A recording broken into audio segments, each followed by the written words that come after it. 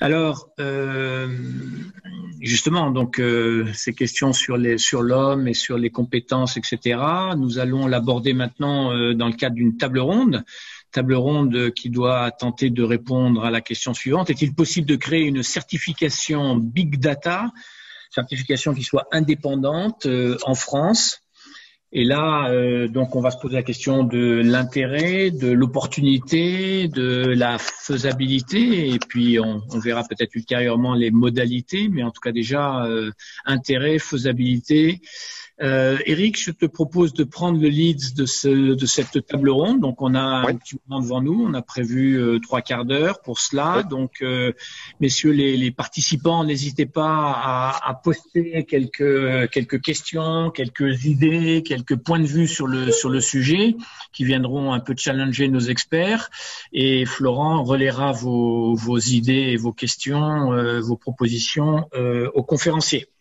Eric, c'est à toi. Oui, donc merci pour cette introduction. Donc effectivement, je rappelle, n'hésitez pas à mettre vos idées sur Klaxoon. Alors pour ceux qui ne l'ont pas encore vu, on a l'adresse dans Converser, c'est-à-dire que vous avez le lien en fait de l'application. N'hésitez pas à cliquer dessus et à faire un petit post-it. Je vais regarder pendant la table ronde si vous avez des choses pour interagir. Alors moi, effectivement, l'objectif de l'UL6S, c'est vraiment de réfléchir à la mise en place de ce qui a déjà été fait pour le Lean Six Sigma, c'est-à-dire une certification indépendante des compétences. Alors quand on dit ça, il y a plusieurs questions derrière, parce qu'on ne peut pas parler de compétences sans parler de roadmap, sans parler du besoin de l'entreprise. Et donc, j'ai déjà vu des post-it là sur Klaxoon où vous évoquez quels seront les cas concrets. Alors, je vais déjà commencer par poser des questions aux data scientists sur le besoin en fait au niveau de l'entreprise par rapport à la data science, parce qu'on ne fait pas la data science pour se faire plaisir, même si on est dans un domaine de passionnés. Ensuite, je m'attacherai aux compétences. Et puis, on finira par justement réfléchir ensemble sur la pertinence de l'indépendance d'une certification. Alors, je précise ce que c'est qu'une indépendance. C'est les personnes qui veulent avoir une certification reconnue par l'État, inscrite au registre national de la formation professionnelle, de la formation. En fait, ce qu'on souhaite, c'est que l'évaluateur ne soit pas celui qui a formé et ne soit pas l'auditeur qui va vérifier la pratique d'un chantier ou d'une expérience sur plusieurs années de la personne.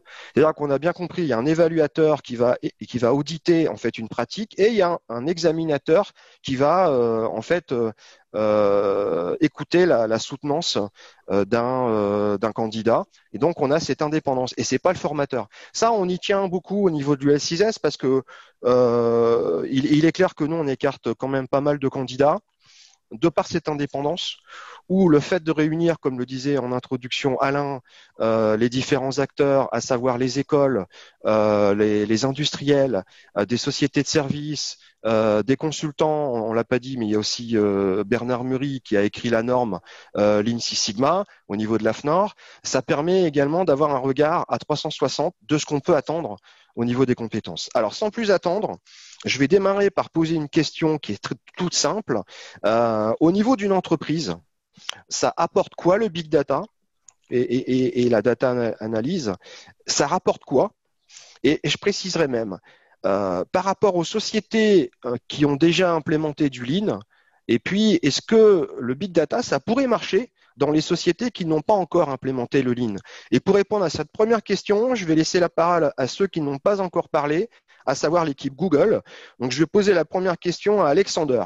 Alexander, est-ce que tu peux nous donner un petit peu ta vision des choses sur cette question? Alors, est-ce que ça marche mon micro? Oui, Oui, très bien.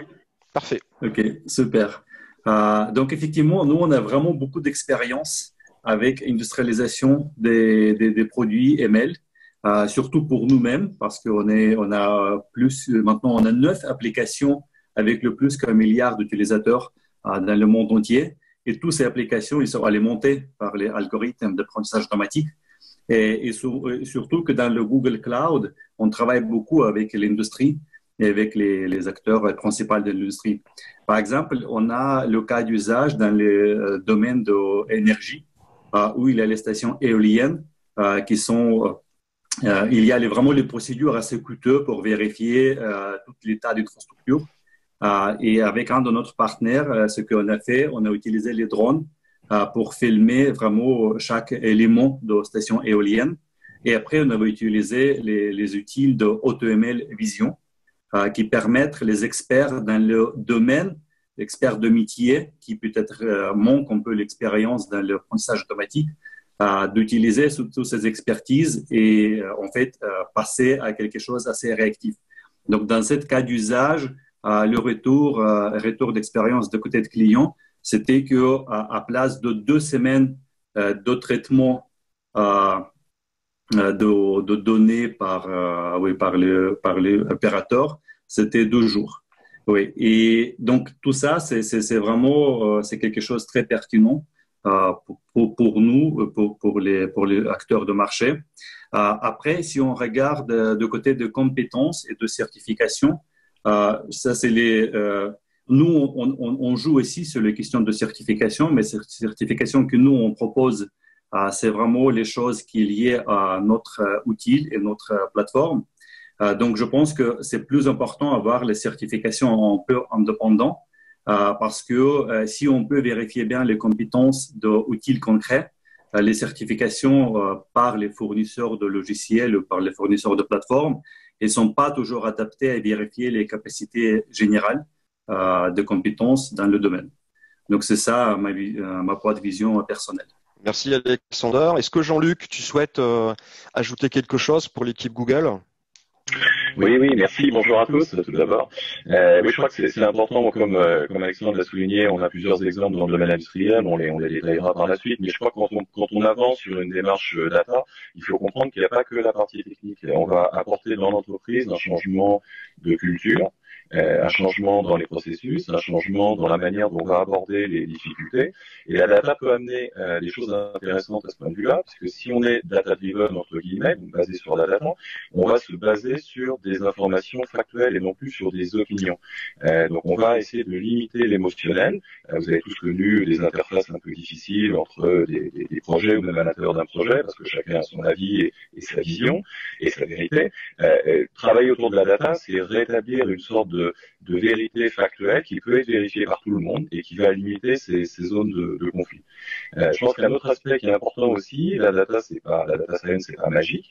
Le point de départ vraiment, c'est est-ce qu'on a une question? Est-ce que le métier, le business a une question? Qu'est-ce qu'on cherche à améliorer? Qu'est-ce qu'on veut faire? Souvent, les gens qui n'ont pas d'expérience data ou IA voient ça un petit peu d'un côté magique. Il suffit que j'amène mes data à un algorithme ou un data scientist, et il va donner un coup de baguette magique et après j'aurai une amélioration de ma mesure. Non. D'abord, c'est qu'est-ce qu'on veut mesurer? Est-ce qu'on a des KPI? Est-ce qu'on a déjà des choses qui existent? Est-ce qu'on connaît l'état d'existant? Est-ce que les données sont disponibles? Et ça, c'est une autre question qu'il faut souvent se poser. Vous serez surpris de voir le nombre de gens qui veulent faire des projets data mais qui n'ont pas de data disponible, ou qui le seront dans 2 ou 3 mois. Et après, il y a d'autres questions qui sont autour de la séquestration des données par certains services. Elle n'est pas toujours évident d'accéder aux données de tout le monde. Une autre question qui est importante à se poser aussi, c'est est-ce qu'on a un support de la direction, de l'organisation, de la direction générale. Comme je l'ai dit, la data va amener des transformations profondes dans le mode de fonctionnement. On peut faire un data lab dans un coin à 3 ou 4, mais on n'aura pas d'impact sur le business. Donc la question, c'est quand on veut vraiment avoir un impact, est-ce qu'on a un support? Est-ce qu'il y a une vraie politique de données dans l'entreprise? Donc est-ce que c'est mis en place ou est-ce qu'il faut y réfléchir? Et puis faire un état des lieux des compétences? Qu'est-ce qu'on a aujourd'hui en termes de compétences internes? Et ça peut être très peu, et ça c'est pas grave.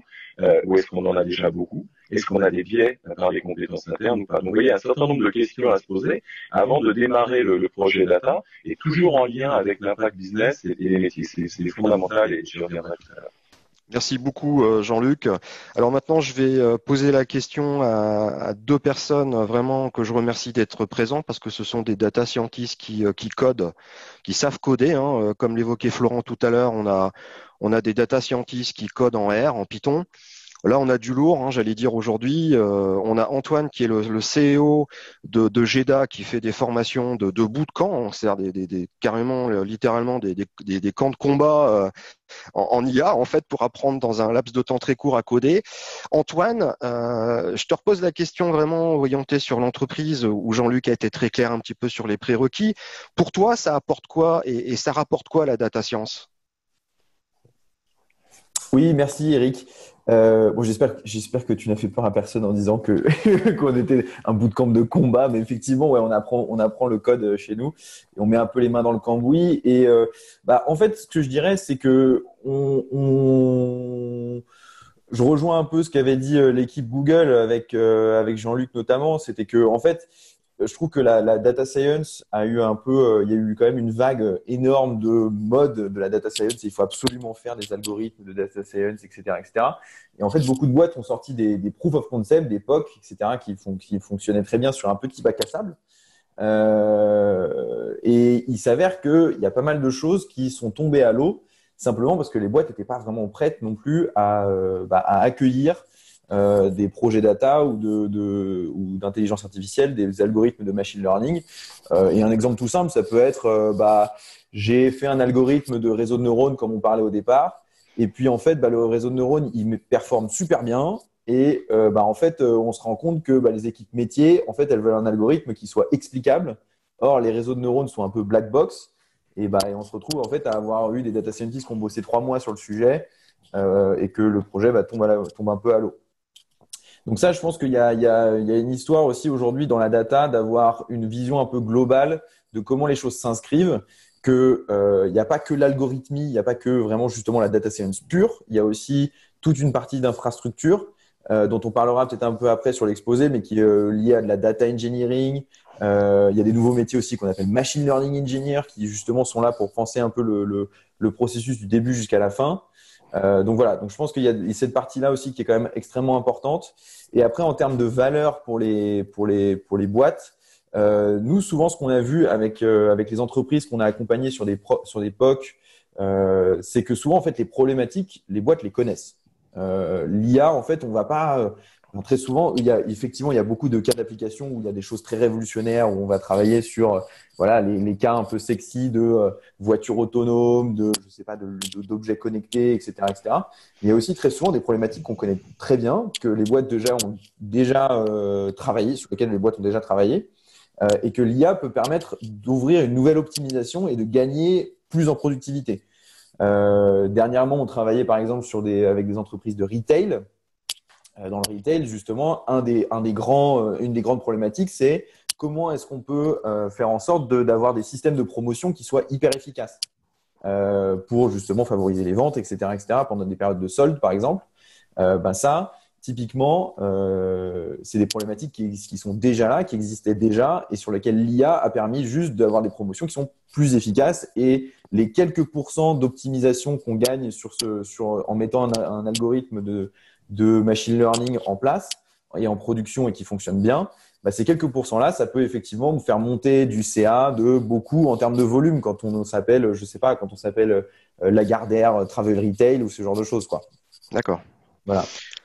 D'accord. Donc, je vais passer la main également à quelqu'un qui aime bien craquer du code, comme on dit, c'est Julio. Julio, je sais que tu aimes bien les cas industriels. Et du coup, je te pose la question, toi qui as eu l'occasion de pratiquer dans tout ce que tu as fait, ça apporte quoi et ça rapporte quoi alors la data science? Merci Eric. Je parlerai un petit peu du projet sur lequel j'ai bossé après. Là, par contre, je pense justement pouvoir donner un avis par rapport à ça. Je pense que un aspect très important qui peut fournir la data science, c'est le concept d'optimisation. En fait, on a des données et il faut comprendre comment les exploiter. On peut les utiliser, par exemple, pour optimiser son flux de production, le rationaliser. On verra ça plus tard, comme par exemple faire de la maintenance prédictive.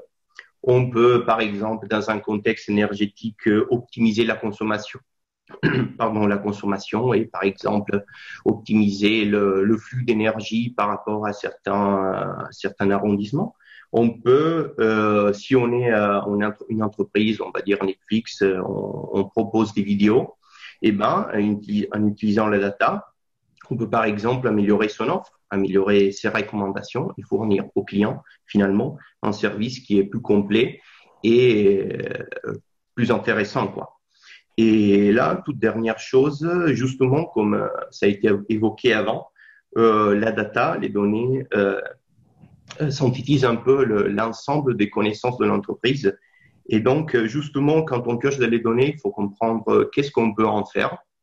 Et parfois, avec la compréhension des données, on peut peut-être envisager des potentielles nouvelles applications et donc éventuellement pas seulement se limiter à des cas d'usage entre guillemets classiques, mais on peut éventuellement imaginer des nouvelles occasions potentielles au niveau de business. C'est ça. Très bien, merci Julio. Alors maintenant, je vais, comme j'ai un petit peu de temps avant de revenir sur les compétences, je vais poser quelques questions que j'ai vues là sur Klaxoon. Alors, je vais poser la question qui tue à Florent, que je viens de voir. Le big data, c'est pas très bon pour l'environnement parce qu'en fait, les serveurs, tout ça là, c'est très consommateur d'électricité, ça chauffe. C'est quoi alors? C'est pas antinomique parce qu'on vient de dire avec Julio, c'est bon pour l'environnement, on peut optimiser des choses, etc. Et puis en fait, ça chauffe derrière avec les serveurs. Tu peux nous en dire plus? C'est quoi ta réponse? Merci Eric pour la patate chaude. Ah mais j'aime bien, mais ça c'est, j'en ai d'autres. Oui, non, c'est clairement une question qui se pose. Faut aussi, moi je pense que c'est toujours une question d'équilibre, ce genre de questions environnementales. Il faut bien se rendre compte effectivement que des serveurs, les gens de chez Google ne me contrediront pas, ça consomme beaucoup d'énergie, même si de plus en plus les éditeurs, ceux qui ont ces serveurs-là essayent de les alimenter en énergie renouvelable, mais c'est quand même de l'énergie. Il faut toujours prendre le parti entre dire, bah voilà, qu'est-ce que je gagne et qu'est-ce que je perds. Si on arrive à optimiser un process de fabrication et qu'on arrive à réduire de 20% les scraps, et ben en fait, il faut mettre toujours ça dans la balance. Quel est le plus et le moins par rapport à ce qu'on fait? Et effectivement, je pense que ce qu'on peut gagner quand même, c'est vraiment de réussir à réduire des temps de fabrication, des scraps, améliorer notre productivité, mais au sens aussi environnemental, c'est-à-dire que quand on va faire travailler une machine à 160 degrés 24 heures sur 24, ou qu'on arrive à la réduire et qu'on arrive à la mettre en pause pendant peut-être 4 heures ou 8 heures, parce qu'on a optimisé, et ben c'est toujours de l'énergie que nous, on aura consommé en moins. Il faut toujours faire ce ratio, et en sachant qu'effectivement, les pratiques, il y a tout un pan aussi dans les pratiques. Les serveurs s'améliorent en termes de performance énergétique. Effectivement, et je l'avais vu dans les questions, je pense qu'il y a toute une démarche. Je parlais tout à l'heure, on stocke des données pour les stocker. Effectivement, on les stocke pour les stocker. Et peut-être qu'à un moment, il faut se dire, bon, les données d'il y a 10 ans, personne ne les a jamais traitées, personne ne les a jamais regardées. Les machines, on les a enlevées, elles sont parties de notre atelier. Est-ce qu'on n'a pas besoin aussi de faire un peu de tri dans nos données? Ça, c'est la première chose. Et la deuxième chose, je parlais du temps réel tout à l'heure en disant les algorithmes, ils ont besoin d'aller vite. Un algorithme qui va vite, c'est aussi un algorithme qui est optimisé et donc qui va consommer moins de ressources. Faire un traitement où on a dû tous le faire une macro Excel et se dire bon allez là je pars déjeuner parce que de toute façon ma macro elle va mettre une demi-heure et là vous entendez votre PC ventilateur en 3e vitesse à fond. Là votre PC il consomme aussi beaucoup. Si vous arrivez à optimiser et vous avez des langages qui optimisent les processus de traitement de la donnée, et ben peut-être que des fois, un programme fait en R, par exemple, qui va prendre 30 secondes, ou une macro Excel qui va prendre 30 minutes, ça m'est déjà arrivé d'avoir ce delta-là. Franchement, en termes de consommation, on n'est pas du tout sur la même chose. Donc, avoir des programmes qui sont rapides, c'est aussi avoir des programmes qui sont optimisés. Donc, j'espère pouvoir répondre à la question. Effectivement, c'est toujours un compromis qu'il faut réussir à trouver entre la consommation et le gain qu'on peut en avoir. Très bien, merci. Tu t'en es bien sorti. Je vais devoir revenir avec une autre question qui tue tout à l'heure. Alors, reste bien connecté. Une question. Un petit complément, c'est possible sur l'énergie? Oui, bien sûr. Si on a encore le temps, ouais, juste un petit complément par rapport à ce que Florent vient de dire. Effectivement, beaucoup de serveurs, et Google Cloud est un exemple, amènent beaucoup de consommation. Moi, juste un point pour partager le fait que Google est carbone neutral depuis 2017. Donc, ça veut dire qu'on est vraiment à zéro en consommation carbone depuis maintenant plus de 3 ans. Donc, c'est possible. Et comment c'est possible? Justement, grâce à l'utilisation des algorithmes de machine learning et d'intelligence artificielle. On a utilisé ces algorithmes-là pour réguler la consommation d'énergie, pour réguler le refroidissement des serveurs, pour définir le positionnement des data centers. Donc, vous voyez que le machine learning et l'IA peuvent aussi être utilisés à des fins positives pour l'environnement, avec un impact qui est mesurable en termes d'émissions carbone dans le bon sens. Très bien. Merci pour cette précision. Alors, là, je vais... Eric, oui. et juste un dernier élément, ce que Jean-Luc vient de partager, effectivement, c'est très pertinent. Donc, Google intègre déjà ces notions d'IA pour l'amélioration de la consommation énergétique dans les data centers. Et ce qu'il faut savoir, c'est que voilà, dans pas trop longtemps, il sera possible pour les clients Google de pouvoir bénéficier de toute cette innovation en termes d'amélioration des consommations énergétiques dans les data centers pour pouvoir positionner des workloads dans des plages de traitement qui favorisent l'utilisation des énergies renouvelables. Donc, lorsqu'un client va pouvoir soumettre un job dans le cloud Google, il pourra spécifier une contrainte qui est je ne veux utiliser des temps de traitement que sur des plages horaires qui maximisent l'utilisation d'énergie renouvelable. Donc ça, c'est des innovations qui ensuite sont reversées voilà, à la communauté d'utilisateurs Google Cloud. Donc ça répond effectivement à cette problématique de est-ce que Big Data n'est pas un enjeu finalement environnemental pour la planète. Oui. Google prend ça très à cœur. Ceux qui en font sont impliqués dans ces notions-là. Une question me vient là, c'est, je pense peut-être plus pour l'équipe Google. On parle beaucoup d'ordinateurs quantiques. Est-ce que l'ordinateur quantique qui va 2 fois, 20 fois plus vite que ce qu'on a aujourd'hui de disponible sur le marché va nous permettre justement de réduire cette consommation énergétique? Est-ce que vous avez des choses en visu là-dessus? Je sais pas, l'équipe, n'importe qui, Eric, Alexander ou Jean-Luc, vous qui faites pas mal de travaux de recherche. Vous avez des... Je peux commencer. Vas-y, Alexander. Okay. Donc, à niveau d'ordinateur quantique, il faut bien noter que c'est toujours domaine de recherche. C'est très excitant. Il y a beaucoup de promesses, mais on est très, très loin d'applications concrètes. Et je pense que c'est peut-être les pièges qu'il faut qu'on évite. Comme les gens de technologie, on aime chercher toujours l'excuse que on va rattraper l'impact d'aujourd'hui avec les technologies supérieures de demain. Donc, à mon avis, il faut être plus réaliste et penser comment être efficace et durable aujourd'hui avec les technologies qu'on a déjà, que penser que peut-être avec les ordinateurs quantiques, on va compenser tout ça. Très bien. Je vais profiter là qu'il nous reste quelques minutes avant d'entamer les questions sur les compétences. Juste avant de passer, je peux rebondir juste un instant sur la question des ordinateurs quantiques. C'est très rapide. Oui, bien sûr, vas-y. Je t'en prie. À un moment donné, je m'étais intéressé de ça. Je partage complètement le point de vue que l'avis qui vient d'être exposé. Et j'ai dit de plus qu'en fait, la promesse des ordinateurs quantiques, c'est celle de être capable en perspective de résoudre des problèmes qui aujourd'hui requièrent tout simplement une puissance de calcul qui, on peut dire que presque ça n'existe pas, plutôt que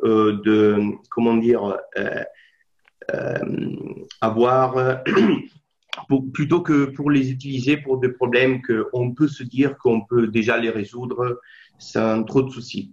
Et justement, pour l'instant, c'est encore une promesse. D'accord. Mais voilà, il faut garder un esprit réaliste, quoi. C'est ça. Très bien. Donc, on va répondre aux questions que j'ai reçues sur Klaxoon, puisqu'on a un petit peu de temps d'avance par rapport à la table ronde. Alors, je vais poser la question à ceux qui n'ont pas parlé en table ronde. Donc, Alexandre, la question que je vois, c'est quels sont les facteurs clés à prendre en compte pour chiffrer un projet Big Data? Une question que j'ai là sur Klaxoon. Quels sont les facteurs clés à prendre en compte pour chiffrer un projet data science? Ok. Alexandre. Oui, vous m'entendez? Ouais, c'est bon. Oui.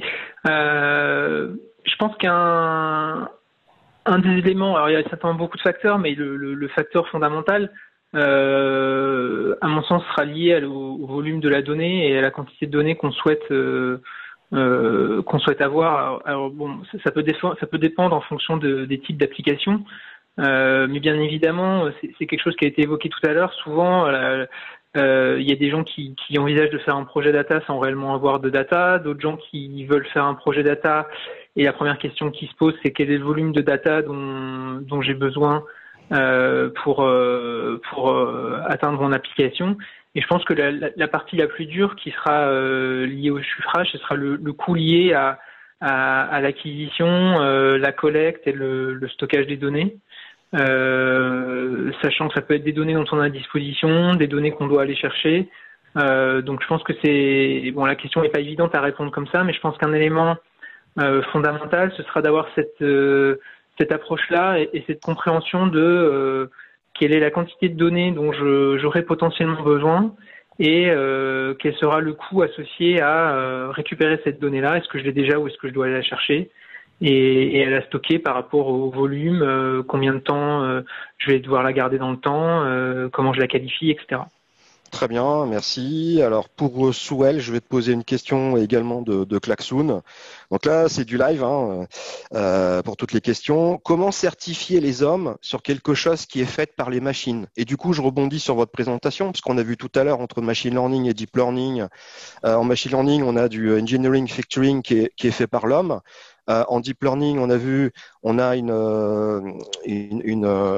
possibilité d'avoir on va dire une classification là qui est faite automatiquement. Alors du coup, comment certifier les hommes sur quelque chose qui est fait par les machines, Souel? Quelle est ta réponse? Alors, merci pour cette question. Je peux avoir une lecture différente de la question en disant non, okay. C'est moi qui décide. Non. Oui, bien sûr.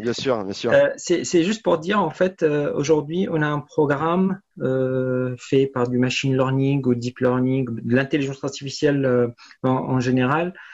Comment je peux avoir confiance en ce programme-là? Tout simplement, la réponse, c'est pour faire confiance à un programme automatique qui contient de l'intelligence artificielle, il faut avoir confiance en la personne qui a conçu ce programme-là. Donc, entre autres, il faut être sûr que la personne a les bonnes compétences pour que le programme qui a été déjà mis en place réponde à certaines exigences de l'application, de sécurité, ainsi de suite. Donc, et du coup, ce qu'il faut faire, c'est que pour être sûr, si je reprends ce qui a été exposé par Alexandre tout à l'heure, sur cette étape de feature engineering, tout simplement pour avoir un résultat fiable, il faut que cette étape de feature engineering pour le machine learning soit, elle, robuste et fiable. On choisit les bons facteurs et du coup, il faut s'assurer que la personne ait les compétences nécessaires. Elle comprend ce que sont les techniques, les exigences, les contraintes pour pouvoir juger et dire « Ok, j'ai choisi les bons paramètres, j'ai choisi les bonnes variables pour arriver à la fin à la solution estampée. » D'accord, merci. Et oui, c'est vraiment clair. Tu as encore peut-être un complément ou j'ai envie de poser une question qui tue. Bon pour moi. Je vais poser la question qui tue à Antoine, tiens. Du coup, ça veut dire que si j'ai un projet, je mets un data scientist, il me trouve un résultat. Si je mets un autre data scientist, il me trouve un autre résultat. En clair, est-ce que le résultat est sensible par rapport à la personne qui fait la data science? Est-ce que c'est reproductible pour parler RR? Est-ce que tu peux nous en toucher deux mots? Ouais.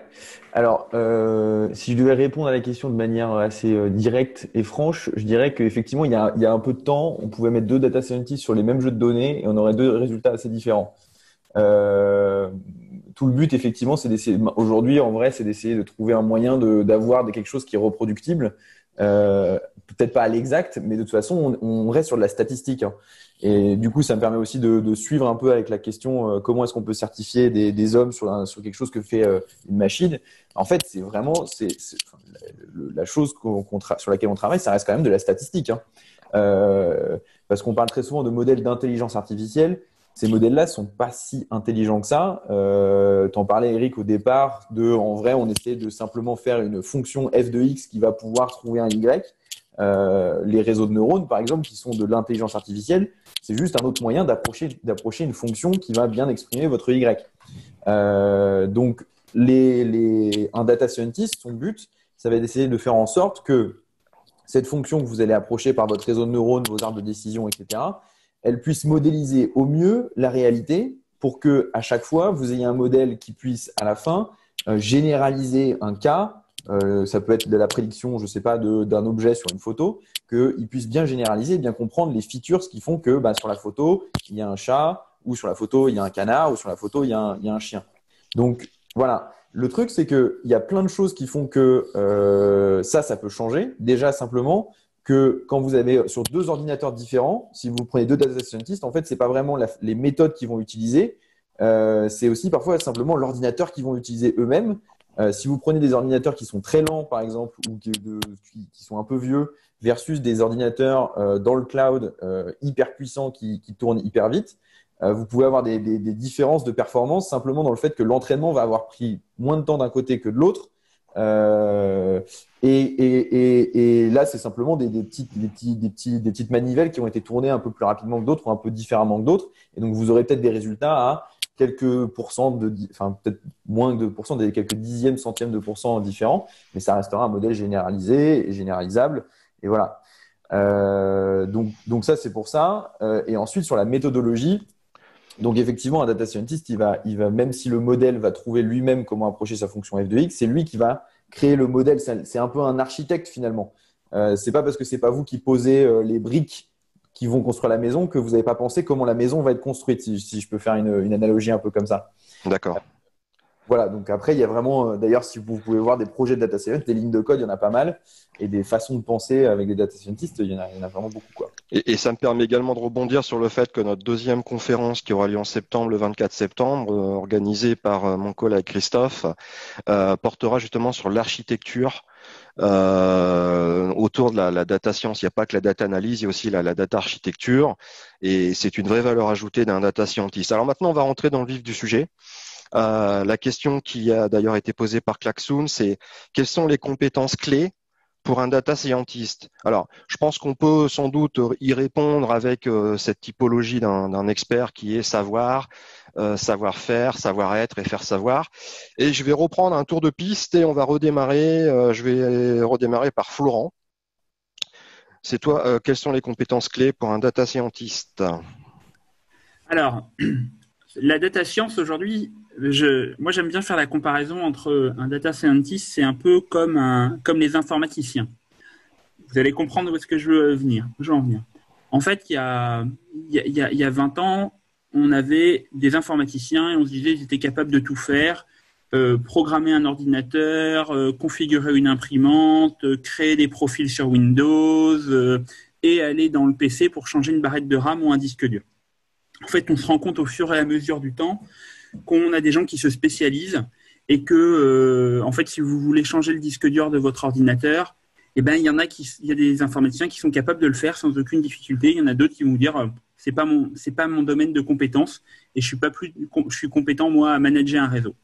Pour la data science, c'est exactement la même chose. Donc, on se rend compte qu'il y a des profils qui sont en train de se créer. Après, il y avait quelques compétences. Moi, je pense que la première compétence qui est importante pour un data scientist, c'est la curiosité. C'est-à-dire qu'en fait, c'est très intéressant de faire des algorithmes, mais si en fait on ne comprend pas ce qu'il y a derrière et qu'on ne va pas chercher exactement le pourquoi est-ce qu'on a tel truc, telle chose à tel endroit, eh ben en fait on va jamais s'en sortir et on va peut-être avoir les meilleures méthodes et les meilleurs ordinateurs, mais en fait notre algorithme ne sera pas forcément aussi pertinent que ce qu'on veut. Donc la curiosité, c'est vraiment de comprendre qu'est-ce qui tourne derrière et comment ça marche. Pas forcément que la data science, mais comment ça marche, ce que je suis en train d'essayer d'analyser. D'accord. après, deuxième point, après la curiosité, je pense que c'est aussi les compétences dans l'utilisation des outils. Quand je dis des outils, c'est plutôt connaître quelles sont les méthodes d'analyse de données, quelles sont les méthodes utilisées, et un outil ou plusieurs outils. Quand je dis outils, là, c'est plutôt que ce soit un R, un Python ou une plateforme de data analyse. Mais en tout cas, je pense que le point clé, vraiment, c'est la curiosité pour comprendre ce qu'il y a derrière. D'accord. Du coup, je vais poser une question conne, mais j'aime bien. Aujourd'hui, sur le marché, ce qu'on voit, c'est que souvent les data scientists sont vraiment les maîtres du do it yourself. En fait, ils vont chercher les bons outils par rapport aux besoins de leur projet. Ça veut dire quoi? Ça veut dire que tout ce qui est formation initiale, les bacs plus 5, etc., ça sert à rien pour un data scientist. Allez, la question qui tue pour Alexandre.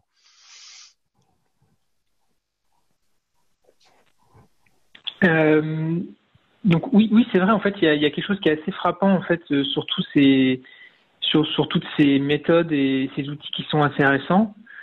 C'est que en fait, il y a eu l'explosion qu'on connaît dans les dernières années et que les applications ont émergé à droite à gauche avec une multitude d'outils et que les compétences qu'on a décrites et les personnes qui sont devenues data scientists ou machine learning engineers, beaucoup sont des autodidactes, c'est-à-dire que les outils ont été mis à disposition avant même que des parcours de formation dans des écoles soient à disposition.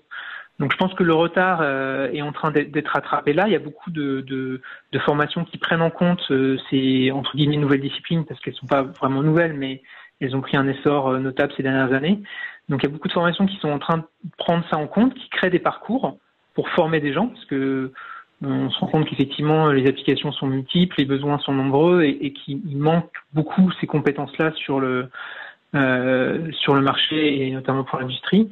Et que de fait, il y a beaucoup de gens qui se sont formés par eux-mêmes parce que aussi le manque de formation académique initiale était pallié par beaucoup d'accessibilité en ligne sur Internet à des MOOC, des choses comme ça, et puis ce dont on a parlé tout à l'heure aussi, les data challenge, l'incitation à par soi-même se confronter sur Kaggle ou autre à un problème qu'on peut résoudre par du machine learning et puis se comparer aux autres. Donc tous ces aspects-là font qu'il y a eu beaucoup de personnes qui se sont formées par eux-mêmes. D'accord. Je vais passer la main maintenant à Alexander et Jean-Luc en précisant que on a beaucoup de librairies, pour rebondir un peu sur ce que vient de dire Alexandre, beaucoup de librairies d'open source chez Google. Ça veut dire quoi? Ça veut dire que n'importe qui va sur une plateforme et peut devenir data scientist. Donc Alexander, Jean-Luc? Oui, pour reprendre la continuité de ce qu'il vient d'être dit, oui, potentiellement, on va, et c'est fondamental l'open source d'ailleurs pour Google, mais même dans le métier de la data scientist, beaucoup de réponses, beaucoup d'outils sont disponibles en ligne. On parlera peut-être de Python, de R, c'est des outils disponibles, les librairies Scikit-learn ou Pandas sont disponibles. Je pense que aussi un changement de culture, t'en parlais au tout début de la conférence, on arrive, on va basculer un petit peu un monde industriel qui est structuré et qui est organisé, pour le meilleur de l'industrie, avec des gens qui ont une culture un peu différente, d'aller chercher à gauche à droite des différents éléments, de les assembler et de créer des choses qui sont finalement un petit peu, qui vont sembler plus amateurs dans le fonctionnement, mais qui sont extrêmement véloces. Donc oui, potentiellement, on va apporter ce changement-là. Après, je reviens sur ce qui a été dit avant, et je pense que c'est très important dans la compétence. Il y a des compétences de base pour un data scientist, mathématiques, statistiques, voilà, informatique, parce qu'il faut savoir coder, globalement, mais surtout curiosité, intérêt pour le métier et capacité de vulgarisation et d'écoute. Ça, c'est vraiment fondamental. Un data scientist, en tout cas pour moi, c'est surtout pas un geek, entre guillemets, qui arrive le matin, qui met son casque, qui code toute la journée, qui repart le soir. C'est quelqu'un qui échange en permanence avec l'équipe métier, qui comprend de quoi on parle, qui va sur les shop floor, qui est dans l'usine, qui comprend les soucis et qui va savoir les retranscrire en données et inversement, qui va transcrire les résultats de ces algorithmes de manière visible et compréhensible facilement par le métier. Ça, c'est vraiment fondamental et c'est difficile de recruter ces gens-là aujourd'hui parce ils ont des morceaux, on va dire, de compétences un petit peu partout, qui sont pas forcément bien maîtrisés par la RH, pas totalement maîtrisés par le métier et donc le processus de sélection peut amener à parfois des confusions ou des difficultés. Très bien. Donc, une autre question pour Julio. Ça veut dire donc, un peu comme les témoins de Jéhovah, un data scientist, il doit toujours travailler en binôme avec un expert métier. C'est ça, Julio? Oui, c'est un peu ça, tout à fait. Il faut être en communication continue avec quelqu'un qui ait aussi la vision métier. Et ça, c'est très important. Je l'ai pas mentionné ici, mais quand on aborde un sujet data, je trouve qu'il faut toujours avoir une vision en termes business et faisabilité et avoir une idée claire de ce qu'on veut faire. Et là, carrément, à la base, il y a une communication entre profils professionnels. Très bien. Pour être un peu plus spécifique sur ce qui est requis un data scientist, le data scientist en fait est une personne qui a un profil particulièrement transversal, donc à la fois très technique, on doit piocher dans le code, il faut être capable de trouver la documentation, comprendre ce qu'on fait, et en même temps justement être capable de se relationner, avoir une vision sur la faisabilité, jusqu'à parfois avoir une idée de la mise en production. Et alors, oui. Bon. Pardon, vas-y, je t'en prie, excuse-moi, je t'ai coupé. Ah, ok, non, pas de souci. Et un truc qui, selon moi, est très important, je suis très convaincu de ça, justement, on l'a dit, et il faut faire des modèles, mais il faut toujours se rappeler que l'information est dans les datas. Donc, il faut être capable de collecter les bonnes datas, il faut être capable de comprendre ce qu'il y a dedans, ce qu'on peut en faire, les manipuler, les nettoyer. Ça, c'est très important et je pense qu'il faut aussi avoir une approche un peu scientifique pour être rigoureux à cette étape-là, parce que si on oublie cette partie de la pipeline, on risque de faire plein de modèles et de n'arriver et de ne pas avoir un résultat. Donc en fait, il faut toujours se rappeler que le modèle est un peu le sommet de la pyramide. Et il faut aussi savoir, comme ça a été relevé, que très souvent, il faut que le modèle soit interprétable et explicable. Parce que dans certains contextes, on ne peut pas se permettre d'avoir un modèle qui soit une boîte noire. OK, il a une très bonne performance, mais on ne sait pas revenir en arrière. Et ça, c'est un autre truc important. Et toute dernière chose, justement, comme ça a été déjà dit, une curiosité intellectuelle, parce qu'il faut savoir qu'il faut toujours se mettre à jour et se documenter, parce que le domaine est en évolution constante. Très bien, merci Julio. Donc il nous reste un petit quart d'heure pour aborder, j'allais dire, le bouquet final dans la réflexion, qui est de dire comment reconnaître un bon data scientist, quelles sont les compétences minimales à évaluer et comment peut-on réfléchir à la mise en place d'une certification indépendante. Donc là, il y a 3 questions en un. Et on refait un petit tour de piste et je vais laisser la parole à Souel qui n'a pas encore parlé depuis tout à l'heure. Alors, merci Eric. En fait, c'est une très bonne question et c'est en lien avec tout ce qui a été dit avant. Si on demande en fait à un chef d'entreprise de définir, faire un descriptif d'une fiche de poste pour un data scientist, bien évidemment, il va identifier toutes les compétences autour du data science. Il va mettre que voilà, il faut un excellent niveau dans telle ou telle compétence. Autrement dit, il cherche un Einstein pour chaque compétence. Et si on demande aujourd'hui à un data scientist quels sont les outils utilisés, quelles sont les compétences les plus utiles pour toi pour faire ton métier de data scientist, on aura une réponse complètement différente. Aujourd'hui, il ne faut pas exagérer, il ne faut pas demander par exemple à un data scientist d'avoir le même niveau de programmation en programmation que les gens qui ont développé déjà les librairies genre scikit-learn, etc. Il ne faut pas oublier qu'aujourd'hui, il y a pas mal d'outils qui sont disponibles et là, le data scientist, il ne fait appel, ces outils-là, il les utilise comme parfois des boîtes noires, mais avec un regard critique sur les résultats, sur comment utiliser ces boîtes noires, ainsi de suite. Donc, certes, il faut avoir un bon niveau de programmation. Certes, il faut avoir des compétences en mathématiques, statistiques, ça c'est primordial, des connaissances dans les techniques de machine learning, deep learning ou intelligence artificielle en général. Mais il ne faut pas oublier en fait que il y a des compétences et il faut les pondérer. il faut mettre l'accent sur certaines compétences et voilà, tolérer une certaine faiblesse sur d'autres, ainsi de suite. Et pour répondre à ta question, quel est le profil d'un bon data scientist? Pour moi, c'est un bon data scientist. C'est bien évidemment une personne techniquement qui maîtrise les outils autour de la data science. N'oublions pas que c'est un spécialiste des données. L'objectif, c'est de faire parler les données, mais c'est pas un spécialiste, par exemple, pour la gestion du système qui est lié aux données. Donc, on va pas demander à un data scientist de faire le travail d'un informaticien. Et je rajoute juste, un bon data scientist, c'est quelqu'un qui sait parler à la personne qui est en face. Si on parle d'un niveau opérationnel, management, c'est un gars qui va essayer de bien expliquer, de bien présenter les choses pour le management via des visuels. Le discours n'est pas le même qu'avec des gens du monde opérationnel. Si on est sur une ligne de production, c'est plutôt, il faut parler avec le langage métier. D'où la séparation entre un profil générique d'un data scientist avec toutes ces compétences-là et un profil spécifique avec une teinte métier. Est-ce qu'on s'adresse déjà à avoir des connaissances dans le domaine auquel on s'attaque, être sur la même longueur d'onde que les gens qu'on a en face, que ce soit prod ou bien management, ainsi de suite. Très bien. Merci pour cette réponse. Alexandre, tu souhaites complémenter la réponse?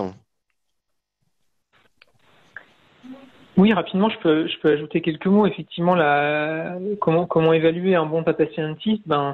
C'est très en lien avec la question d'avant, sur quelles étaient les compétences d'un data scientist. Et on a dit qu'il y avait beaucoup d'autres compétences qui allaient au-delà des compétences techniques évidentes et qu'il fallait être curieux, structuré, débrouillard. Et donc pour moi, en fait, la manière de bien évaluer, c'est d'avoir effectivement quelqu'un d'extérieur qui soit capable, sans connaître vraiment en amont quel problème a été attaqué, quelles sont les solutions qui ont été choisies, quelqu'un qui soit capable d'expliquer sa démarche, ce qu'il a compris des données, qui a eu un regard critique sur la donnée, qui a potentiellement reformalisé le problème. Et donc voilà, comment l'évaluer, c'est être capable d'évaluer la pertinence de la démarche qu'il a accomplie et sa capacité à l'expliquer clairement.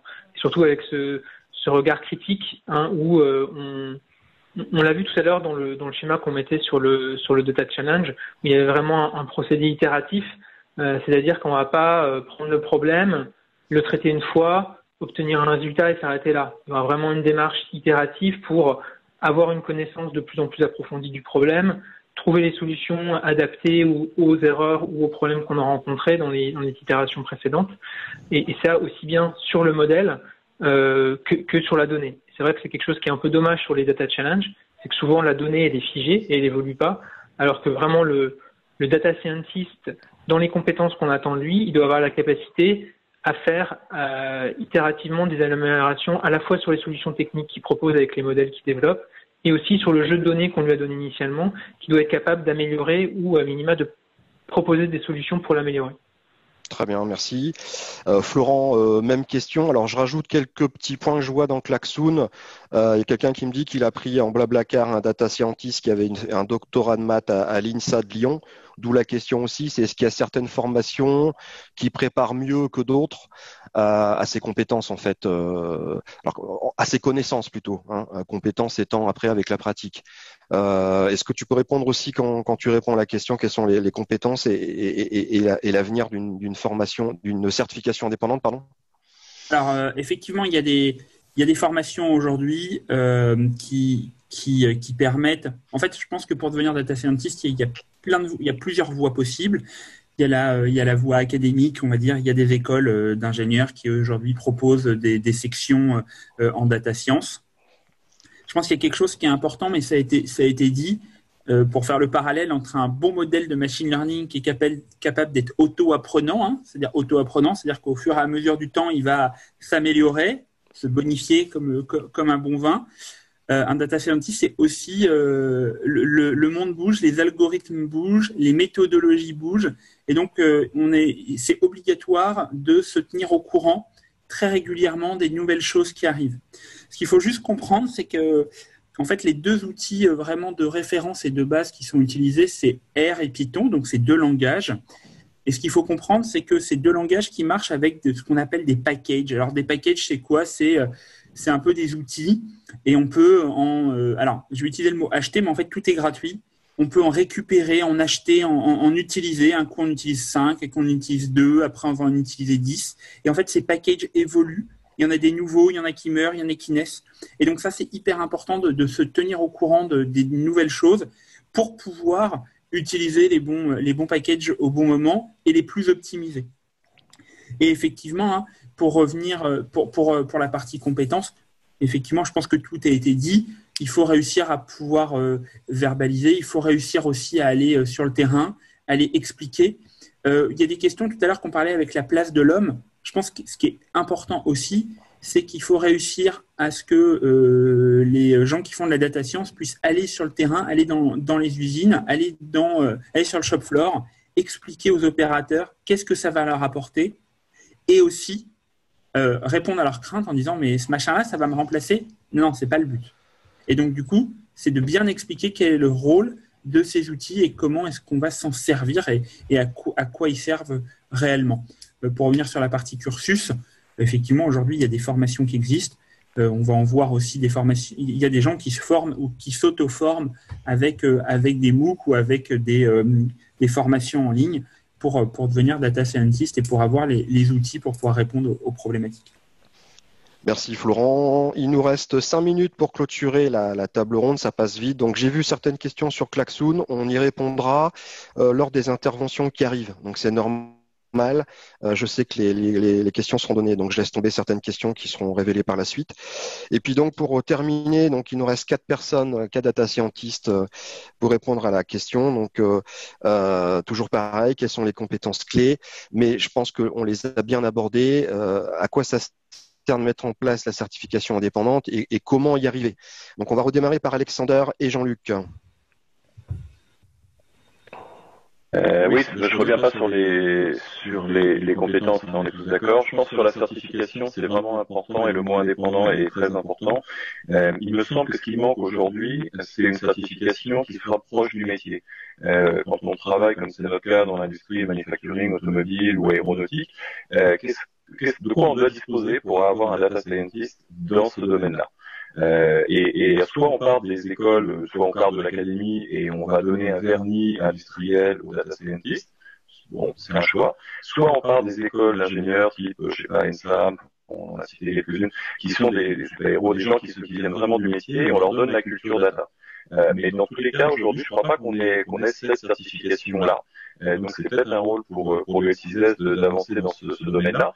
En fonction des connaissances et des compétences métiers dont on a besoin, comment on va aligner les formations du data scientist. Et la clé, elle est vraiment dans l'articulation et dans l'échange avec le métier. Donc ça, pour moi, c'est fondamental et cette certification doit vraiment en prendre compte. Un moyen de le faire, moi je l'ai connu chez la Télécom Paris-Tech, c'est de faire des fils rouges. Donc au cours de la formation ou de la certification, on fait un fil rouge, une association entre un industriel et l'équipe de formation et les étudiants. Et pendant 7, 8, 9 mois, on fait un projet ensemble de manière à créer une osmose aussi bien sur le vocabulaire, sur les concepts qui sont partagés entre les équipes, de manière à avoir une base commune, une cible commune à l'arrivée sur ces échanges. Donc voilà, c'est peut-être une idée d'échange qui va renforcer la certification, mais en tout cas avoir quelque chose d'indépendant qui soit vraiment lié au métier, je pense que c'est fondamental. Merci beaucoup Jean-Luc. Alexander, pardon. Moi, je voudrais ajouter sur l'importance de ce que j'appelle le soft skills de data scientist. Par exemple, on peut tomber dans l'idée de vraiment regarder les questions techniques, les compétences techniques, mais on a parlé aujourd'hui déjà de est-ce que c'est durable, les approches de big data, mais avec les algorithmes de AI, on a beaucoup de questions maintenant sur éthique. Et en fait, on ne peut pas se cacher en disant que, ah ben voilà, je suis data scientist, je prends mes jeux de données, j'entraîne quelque chose et le reste, ça ne me touche pas. Donc, je pense que c'est très important que si on parle d'éducation ou certification, qu'on estime aussi les questions qui n'est pas vraiment techniques, mais vraiment questions comme tout ça appliqué aux vraies vies, aux vies de gens qui va consommer le produit, construire avec notre compétence. Merci Alexander, c'est vraiment bien de replacer les soft skills dans ces discussions, la data science. Et pour finir, il nous reste 2 minutes. Donc Antoine et Julio, sachant que vous allez passer de toute manière après, en 1 minute chacun, quel est votre mot final, votre dernier mot, comme dirait l'autre? Je vais peut-être commencer. Ouais, alors, ce que je dirais effectivement sur la partie certification, sur les compétences, effectivement, on est d'accord. Je pense que sur un data scientist, c'est un bon connaisseur des statistiques, de la mathématique. Il faudra, à mon avis, un peu de big data et d'infrastructure, en tout cas, pour qu'il puisse s'insérer un peu dans le domaine. En tout cas, je pense que sur la partie certification, je sais pas à quel point personnellement il est pertinent de faire une certification autour d'un métier, spécifique d'ailleurs, de faire une certification data scientist plutôt que celle sur peut-être un domaine qui est la data. Parce que la data, c'est mine de rien, si je regarde il y a 2-3 ans, le métier de data scientist c'était un métier un peu valise où littéralement tout le monde pensait, tout le monde voulait data scientist et on mettait tout autour du data scientist, toutes les compétences. Inclus DevOps, software engineering, statisticien, bref, il y avait beaucoup trop de choses. Et simplement, en fait, aujourd'hui, beaucoup de choses se sont spécialisées et ont bien évolué. Et je pense que le domaine est encore assez jeune pour encore évoluer beaucoup. Et je pense que le métier de data scientist, il va pas rester encore aujourd'hui tel qu'il est maintenant. D'ailleurs, on voit un métier de machine learning engineer qui apparaît. C'est pas pour rien. Donc, je dirais, voilà, c'est peut-être sur la certification, il y a peut-être une réflexion en tout cas à avoir sur la façon dont on peut évoluer ce métier qui est à prendre en compte, quoi. Merci beaucoup. Et Julio? Oui, bon, moi, je vais être très rapide. Tout simplement, je me limite parce que beaucoup de choses ont été déjà dites. Je me limite tout simplement à dire comment on pourrait évaluer un data scientist. Moi, je pense que une bonne idée pragmatique, c'est celle de lui donner un projet faisable, parce que carrément, certains projets peuvent nécessiter de plusieurs mois. Donc, quelque chose qu'on connaît plus ou moins le temps que ça doit prendre, on le fait bosser dessus, et après, on peut discuter ensemble des résultats. Donc, voir surtout son approche, qu'est-ce qu'il a fait avec les datas, comment il a choisi son modèle et pourquoi, et aussi éventuellement évaluer la qualité de son code, surtout en termes de lisibilité. Je pense que ça est important en perspective d'une mise en production, mais justement, comme disait Antoine, ne pas exiger tout de lui, parce que justement, sinon, ça devient un ensemble de compétences gigantesques pour une seule personne. C'est tout.